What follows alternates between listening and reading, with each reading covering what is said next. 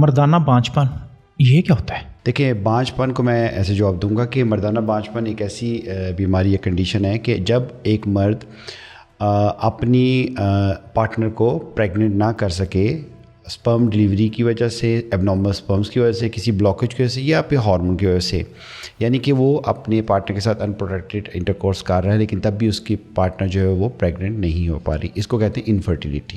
Doctor صاحب یہاں پہ ایک سوال میرے مائنڈ میں آیا ہے. ہماری بھی کوئی 37-38 سال عمر ہو گئی ہے.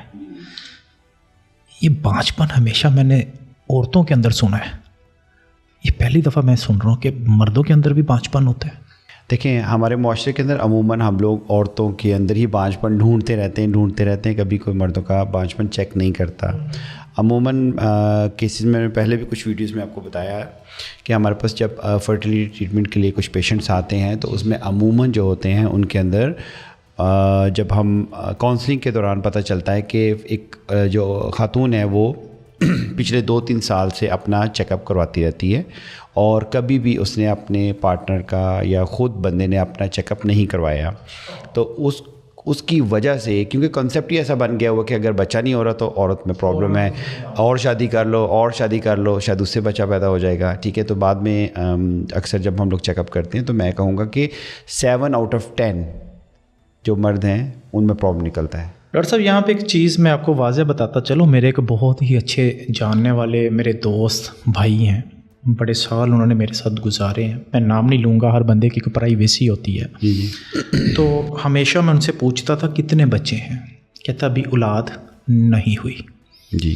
وہ ریزن پوچھا اولاد کیوں نہیں ہوئی، کہتا میری جو بیوی ہے وہ عمر میں تھوڑی سی مجھ سے بڑی ہے، شاید اس وجہ سے ریزنس آ رہا ہے، میں نے ایک سیکنڈ شادی کرنی ہے. جب اس کی سیکنڈ شادی ہوئی تو اس کی جو بیوی تھی دوسری، اس کی ایج 22-23 کے لگ بھگ تھی. پہلی بھی اس کے ساتھ ہے، دوسری کو بھی تقریباً سوا سال ہو چکا تھا. تو میں نے پھر ان سے پوچھا کہ بھائی بچہ پیدا ہوا؟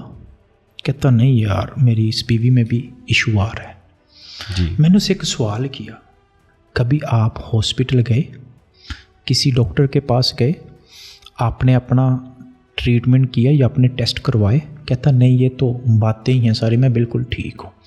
ڈاکٹر صاحب یہاں تک اس نے تیسری شادی کر لی.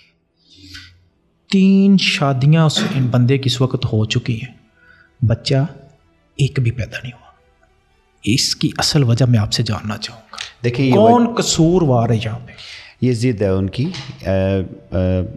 میں معذرت کے ساتھ ایسے بولوں گا کہ یہ میل ایگو ہے. ٹھیک ہے، کہ آپ نہیں چاہتے کہ آپ ایک دفعہ جا کے، اگر آپ کی اولاد نہیں ہو رہی، آپ کے پیرنٹس آپ کو فورس کر رہے ہیں معاشرے کے اندر کہ بھئی 5 سال ہو گئے ہیں شادی کو، 10 سال ہو گئے ہیں، کہاں ہے اولاد. بیسیکلی اگر واقعی میری نظروں کے اندر اگر واقعی آپ سیریس ہیں اور اگر آپ کا بچہ نہیں ہو رہا اور آپ شادیاں کیے جا رہے ہیں، تو آپ یہ کیوں نہیں کر لیتے کہ آپ ایک دفعہ ڈاکٹر کے پاس جا کے خود کو بھی چیک اپ کر لیں.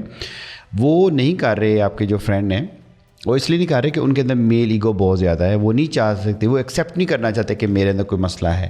وہ اس بات کو بھی ایکسیپٹ نہیں کرنا چاہتے کہ مجھے جانا ہے وہاں پہ ڈاکٹر کے پاس، میرے اندر تو مسئلہ ہے نہیں، میں تو بالکل ٹھیک ہوں. ابھی یہ جو وجہ ہے، اس کے اندر میرے خیال میں ہمیں اویئرنیس بڑھانے کی ضرورت ہے تاکہ ہم اس اویئرنیس سے 2-3 کام کر سکیں. پہلی کام کہ ان کا بچہ ہو جائے گا. دوسرا کام، جو ایک فیمیل کے اوپر پریشر آیا ہوا ہوتا ہے کہ بھائی بچہ پیدا کرو نہیں تو ہم دوسری شادی کر لیں گے، وہ کام ہو جائے گا. میرے دماغ میں یہی سوال چلتا ہے.